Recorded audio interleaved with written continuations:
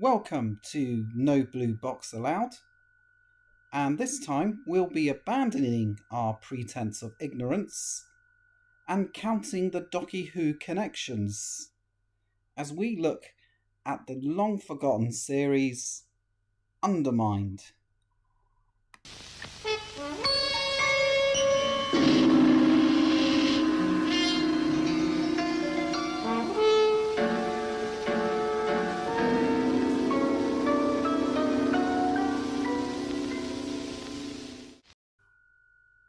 Undermind was broadcast between May and July 1965, and if you remember Undermind, then congratulations, you likely lived in one of these regions of the UK in the 60s.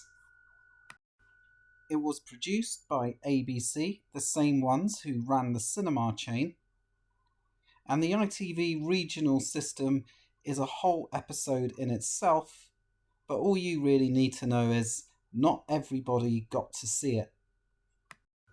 Still, despite this limitation, ABC still had high hopes for the series, which they described as proper grown-up sci-fi. And they certainly had some talent behind it. On the writing staff there was David Whittaker, the original script editor on Doctor Who, Robert Banks Stewart, who was the creator of Bergerac, but also the creator of The Zygons, and Robert Holmes, believed by many to be the finest writer of the classic Doctor Who era. He wrote pieces such as The Pyramids of Mars, The Caves of Androzani, and he also tended to write the episodes that Mary Whitehouse would get her panties in a twist over. So what is Undermind all about?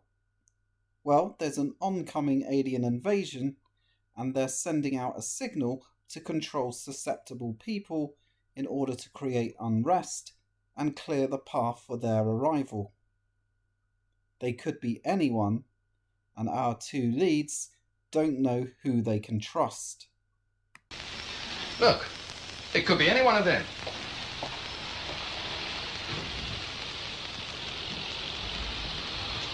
People of all kinds.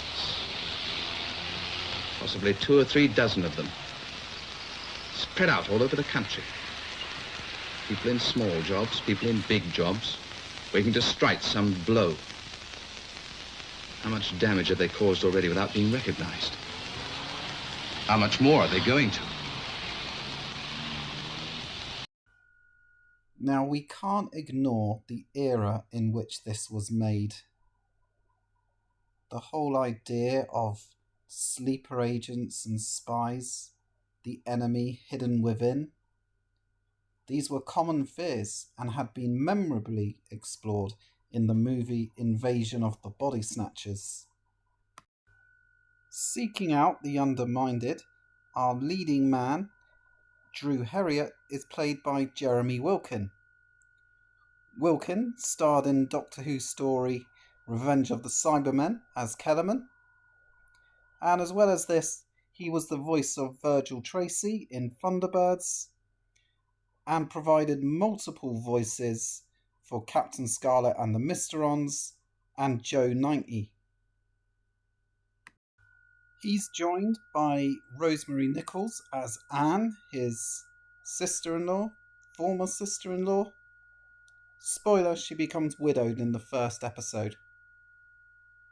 Now, Rosemary was never in an episode of Doctor Who, but she was in the movie Pleasure Girls, which co-starred Anika Wills, who played Polly in Doctor Who. The format of the show would see Drew and Anne travelling up and down the country each week, seeking out underminded individuals. One such villain of the week was a vicar played by Michael Gough, who was the celestial toy maker in Doctor Who, though you may also remember him as Alfred in the Tim Burton Batman movies. But they also touch on common fears of the time, such as fear of the youth, the use of subliminal advertising. One episode sees them meet a group of old IRA fighters, and rest assured, it's all treated with the utmost sensitivity. It's putting us all in a very awkward position. As if we hadn't enough to contend with. English jazz bands, filthy books, dirty films. All our young people corrupted by motor cars, aye, and too much money. Low necks and short skirts, misbehaving themselves at all-night dances. That's what the English have done for us. They do try and enlist some help, but it's not easy. You mean a form of psychological warfare? Yes, waged by an alien power from space. Fantastic. But is it any good? Not really. There's no spectacle to Undermind. No monsters, no mad scientists. We never see or hear the aliens, and unfortunately, as a result of that, by the end of the finale in episode 11, it doesn't feel like we've particularly moved on much further than we had from episode 1. The premise of an unseen threat can work if the episodes are memorable, but unfortunately, for the most part, they're not.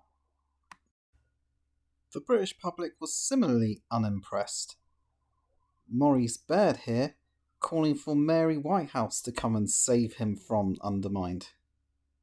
Ugh, 2 Mary Whitehouse references in one show. I feel sick. There are other issues as well with the show, like Drew and Anne. They're supposed to have known each other for years and even been a romantic item at one point.